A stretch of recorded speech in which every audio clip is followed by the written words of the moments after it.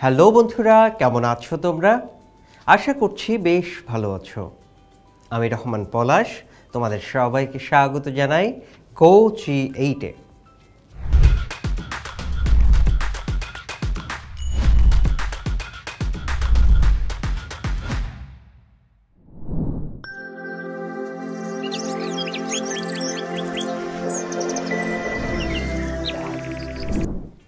বন্ধুরা, আজকে আমরা একাদশ ও দ্বাদশ শ্রেণীর পৌরনীতি দ্বিতীয় পত্র বইয়ের দ্বিতীয় অধ্যায় পাকিস্তান থেকে বাংলাদেশ, এই অধ্যায় থেকে পাকিস্তান রাষ্ট্রের স্বরূপ, পাকিস্তান রাষ্ট্রে বাঙালিদের অবস্থা, পাকিস্তান গণপরিষদে পূর্ব বাংলার প্রতিনিধিত্ব এবং মারি চুক্তি সম্পর্কে আলোচনা করব।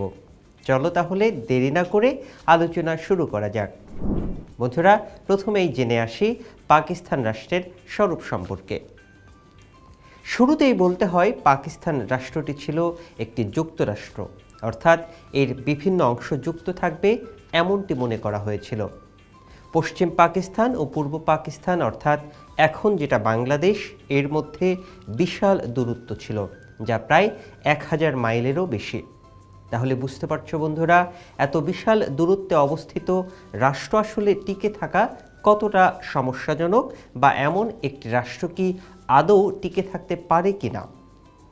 1947 সালের 14 আগস্ট মোহাম্মদ আলী জিন্নাহর দ্বিজাতি তত্ত্বের ভিত্তিতে পাকিস্তান নামক একটি রাষ্ট্রের সৃষ্টি হয় এবং এর যে দুটি অংশ পূর্ব পাকিস্তান ও পশ্চিম পাকিস্তান, এদের মধ্যে দূরত্ব ছিল 1000 মাইলেরও বেশি।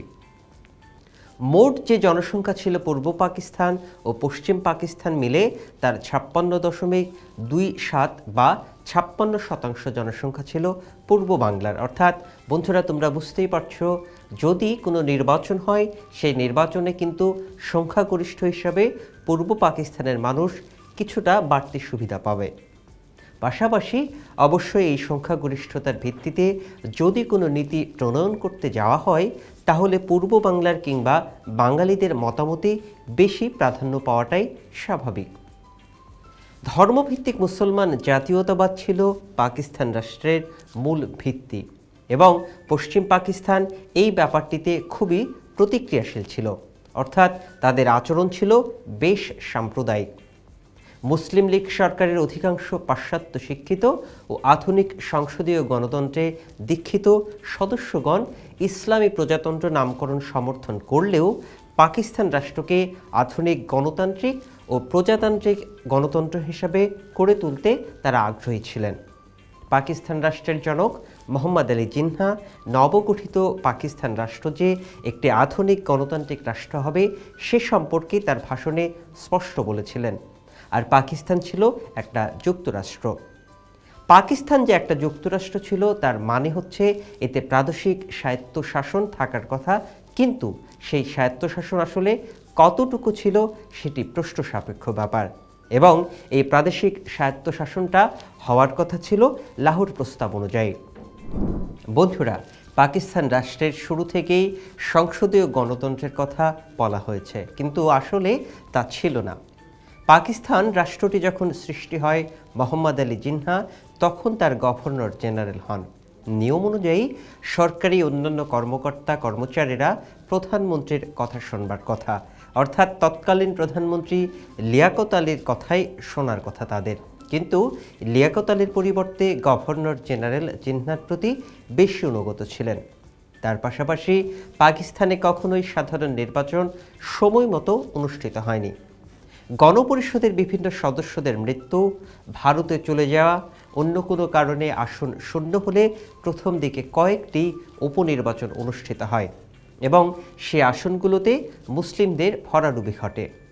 1954 সালের নির্বাচনে মুসলিম লীগ যুক্তফ্রন্টের কাছে বিপুল ব্যবধানে হেরে যায়। তারপর শেরে বাংলা একে ফজলুল হকের নেতৃত্বে যখন একটা নতুন মন্ত্রিসভা গঠন করা হয়, যাকে বলা হয় হক মন্ত্রিসভা, সেই মন্ত্রিসভাকে ষড়যন্ত্রের মাধ্যমে মুসলিম লীগ শাসন ক্ষমতা থেকে সরিয়ে দেয়। পাকিস্তানের দু অংশের জনগণের মধ্যে আর্থসামাজিক অবস্থানের মধ্যেও ব্যাপক অমিল ছিল। এছাড়াও পাকিস্তান রাষ্ট্র কাঠামো শুরু থেকেই না ছিল ইসলামী, না ছিল গণতান্ত্রিক। এটি ছিল এমন এক রাষ্ট্র যা স্বৈরাচারী শাসকদের দ্বারা পরিচালিত। পাকিস্তান রাষ্ট্র শুরু থেকেই ধর্মকে রাজনৈতিক উদ্দেশ্যে নগ্নভাবে ব্যবহার করেছিল। শুরু থেকে শেষ পর্যন্ত রাষ্ট্রটি জাতীয় সংহতি অর্জনে ব্যর্থ হয়েছিল। বন্ধুরা, এবার আমরা জেনে নেব পাকিস্তান রাষ্ট্রে বাঙালিদের অবস্থা সম্পর্কে। 1947 সালের পাকিস্তান সৃষ্টির পর থেকেই বাঙালিদের প্রতি পাকিস্তানিদের অর্থাৎ পূর্ব পাকিস্তানিদের প্রতি পশ্চিম পাকিস্তানিদের একটা শত্রুতামূলক আচরণ দৃশ্যমান ছিল। তার মানে একই রাষ্ট্রের সদস্য হওয়া সত্ত্বেও তারা বাঙালিদের তাদের সমান সুযোগ সুবিধা দিতে চাইত না এবং অনেক সময় বাঙালিদের তারা বঞ্চিত করার চেষ্টা করত। 1948 সালে বাংলার ভাষা ও সংস্কৃতির বিরুদ্ধে ষড়যন্ত্র শুরু করা হয় এবং তখনকার সময় পূর্ব বাংলার দুই একজন রাজনৈতিক নেতা যারা রাষ্ট্র পরিচালনার শীর্ষে অধিষ্ঠিত হন তারা প্রায় সকলেই ছিলেন উর্দুভাষী। বন্ধুরা, সমগ্র পাকিস্তানের শতকরা 56.40% মানুষের মুখের ভাষা বাংলার পরিবর্তে উর্দুকে রাষ্ট্রভাষা করার উদ্যোগ গ্রহণ করা হয়। আর এর ফলে বাঙালি জনগণ বিশেষ করে ছাত্র যুব সমাজ বিক্ষুব্ধ হয়ে ওঠে। 1952 সালের 21শে ফেব্রুয়ারি বুকের তাজা রক্ত দিয়ে তারা পাকিস্তান সরকারের এই অন্যায় সিদ্ধান্তের প্রতিবাদ জানায়। সরকারের এই স্বেচ্ছাচারী সিদ্ধান্ত বাঙালি জনগণের মধ্যে ভাষা ও সংস্কৃতি কেন্দ্রিক জাতীয়তাবাদের চেতনা সৃষ্টি করে। 1954 সালের প্রাদেশিক আইন পরিষদের নির্বাচনে সাফল্য লাভ করে শেরে বাংলা একে ফজলুল হকের নেতৃত্বে যুক্তফ্রন্ট সরকার গঠন করলে ষড়যন্ত্র করে সেই সরকারকে ক্ষমতাচ্যুত করা হয়। শেরে বাংলাকে ভারতের চর এবং দেশদ্রোহী আখ্যা দেওয়া হয়। এমনকি অর্থনৈতিক বৈষম্যের অবসান, বাঙালিদের উপর অত্যাচার নিপীড়ন বন্ধের জন্য আন্দোলন শুরু করলে মাওলানা আব্দুল হামিদ খান ভাসানী এবং শেখ মুজিবুর রহমানকেও ভারতের চর এবং দেশদ্রোহী আখ্যা দেওয়া হয়। 1966 সালে শেখ মুজিবুর রহমান বাঙালির মুক্তির সনদ 6 দফা কর্মসূচি ঘোষণা করলে এবং তা দ্রুত জনপ্রিয় হয়ে উঠলে তার বিরুদ্ধে মিথ্যা আগরতলা ষড়যন্ত্র মামলা সাজানো হয় এবং তাকে মৃত্যুদণ্ড দেওয়ার নীল নকশা রচনা করা হয়। বন্ধুরা, ঠিক এভাবে যখন কোনো বাঙালি নেতা, লেখক, বুদ্ধিজীবী পাকিস্তানি শাসকদের অত্যাচার নিপীড়নের কথা বলতে গেছেন, যখনই তারা বাঙালিদের দুঃখ কষ্ট লাঘবের জন্য সোচ্চার হয়েছেন, তখনই তাদের উপর নেমে আসে জেল জুলুম, অত্যাচার ও নিপীড়ন। সাহসী বাঙালি রাজনৈতিক নেতা এবং বুদ্ধিজীবীদের আখ্যায়িত করা হয়েছে ভারতের চর, দেশদ্রোহী এবং ইসলামের দুশমন বলে। বন্ধুরা, চলো এইবার জেনে নিই পাকিস্তান গণপরিষদে পূর্ব বাংলার প্রতিনিধিত্ব সম্পর্কে। পাকিস্তানের প্রথম গণপরিষদ 1947 সালের ভারত স্বাধীনতা আইন অনুসারে পাকিস্তানে সংবিধান প্রণয়নের জন্য একটি গণপরিষদ গঠিত হয় এবং প্রতি 10 লক্ষ লোকের জন্য একজন গণপরিষদের সদস্য মনোনীত হন। তারপর সংবিধান প্রণীত না হওয়া পর্যন্ত গণপরিষদ কেন্দ্রীয় আইনসভা হিসেবে কাজ করে। প্রথম গণপরিষদের প্রথম বৈঠক বসে 1947 সালের 10 আগস্ট। শুরুতে প্রথম গণপরিষদের সদস্য সংখ্যা ছিল 69 জন। পরবর্তীতে দেশীয় রাজ্য এবং উপজাতীয় অঞ্চল থেকে 10 জন সদস্য অন্তর্ভুক্ত হয়। গণপরিষদের সদস্য সংখ্যা বৃদ্ধি পেয়ে দাঁড়ায় 79 জনে। গণপরিষদে পূর্ব বাংলার সদস্য সংখ্যা ছিল 44 জন। বন্ধুরা, 1950 সালের 28 সেপ্টেম্বর মূলনীতি কমিটির অন্তর্বর্তীকালীন রিপোর্ট গণপরিষদে পেশ করা হয়। তাদের এই রিপোর্টে বেশ কিছু সুপারিশ ছিল। তার মধ্যে সবচেয়ে উল্লেখযোগ্য হচ্ছে একমাত্র উর্দুকে পাকিস্তানের রাষ্ট্রভাষা করার প্রস্তাব। পাশাপাশি ছিল যুক্তরাষ্ট্রীয় ব্যবস্থা প্রবর্তন, কেন্দ্রীয় আইনসভার নিম্নকক্ষের জনসংখ্যার ভিত্তিতে প্রদেশগুলোতে প্রতিনিধি প্রেরণের অধিকার প্রদান এবং কেন্দ্রীয় আইনসভার উচ্চকক্ষে বিভিন্ন প্রদেশকে সমপ্রতিনিধিত্ব প্রদান প্রভৃতি। অন্তর্বর্তীকালীন রিপোর্টের সবচেয়ে বিতর্কিত এবং সমালোচিত বিষয় হচ্ছে একমাত্র উর্দুকে পাকিস্তানের রাষ্ট্রভাষা এই ব্যাপারটি। এই প্রস্তাবটিতে মানুষের সমর্থন ছিল না। বন্ধুরা, তখন সংবিধান প্রণয়ন নিয়ে বিভিন্নমুখী কার্যক্রম গ্রহণ করা হয়, অর্থাৎ একটা সিদ্ধান্তে পৌঁছানোর জন্য বিভিন্নভাবে চেষ্টা করা হয়। কিন্তু সমস্যা হচ্ছে যখন একটা রাষ্ট্রের দুটি অংশের মধ্যে দূরত্ব অনেক বেশি হয়, অর্থাৎ তখন দুটি রাষ্ট্রকে একসাথে করে সমন্বয় করে শাসন করা খুবই দুরূহ একটা ব্যাপার হয়ে দাঁড়ায়। এই কাজটি করতে গেলে যে পরিমাণ সহনশীলতা থাকা প্রয়োজন, পাকিস্তানের কেন্দ্রীয় সরকারের তখন সেই পরিমাণ সহনশীলতা ছিল না। আর এই কারণেই তারা বাঙালির উপর বিভিন্ন ব্যাপার চাপিয়ে দিতে চেয়েছিল, যেটি অবশ্যই বাঙালিরা মেনে নেয়নি। তাই বিভিন্নভাবে প্রথম গণপরিষদের ব্যাপারে মানুষ আস্থা হারিয়ে ফেলে।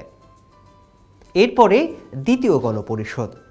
গভর্নর জেনারেল গোলাম মোহাম্মদ 1955 সালে এক অধ্যাদেশ বলে পাকিস্তানের দ্বিতীয় গণপরিষদ গঠন করেন। দ্বিতীয় গণপরিষদ মোট 80 জন সদস্য নিয়ে গঠিত হয়। তাদের অর্থাৎ 40 জন পূর্ব পাকিস্তানের প্রাদেশিক আইনসভা কর্তৃক নির্বাচিত, বাকি 40 জন পশ্চিম পাকিস্তানের বিভিন্ন প্রদেশের আইনসভা দ্বারা নির্বাচিত হন। পূর্ব পাকিস্তানের উপর সংখ্যা সাম্যনীতি চাপিয়ে দেওয়া হয়, অথচ এই প্রদেশের জনসংখ্যা ছিল পশ্চিম পাকিস্তানের জনসংখ্যার চেয়ে অনেক বেশি। বন্ধুরা, এজন্য শেরে বাংলাকে ফজলুল হক দ্বিতীয় গণপরিষদ বর্জন করার হুমকি প্রদান করেন। তবে পূর্ব পাকিস্তানের গভর্নমেন্ট শাসন তুলে নেওয়ায় তিনি সংখ্যা সাম্যনীতি মেনে নেন। দ্বিতীয় গণপরিষদে কোনো রাজনৈতিক দলের একক সংখ্যাগরিষ্ঠতা না থাকায় স্থিতিশীল সরকার গঠন করা সম্ভব হয়নি। বন্ধুরা, এই অধ্যায়ের বাকি বিষয়ে আমরা জানব আমাদের পরের এপিসোডের মধ্য দিয়ে। আজকে তাহলে আমরা পৌরনীতি দ্বিতীয় পত্র বইয়ের দ্বিতীয় অধ্যায় থেকে পাকিস্তান রাষ্ট্রের স্বরূপ, পাকিস্তান রাষ্ট্রে বাঙালিদের অবস্থা, পাকিস্তান গণপরিষদে পূর্ব বাংলার প্রতিনিধিত্ব সম্পর্কে বিস্তারিত জেনে নিলাম। আর এই ছিল আমাদের আজকের আলোচনার বিষয়। পরবর্তী ক্লাসে আবার দেখা হবে। ততদিন পর্যন্ত তোমরা সবাই ভালো থেকো, সুস্থ থেকো এবং গো G8 এর সাথেই থেকো।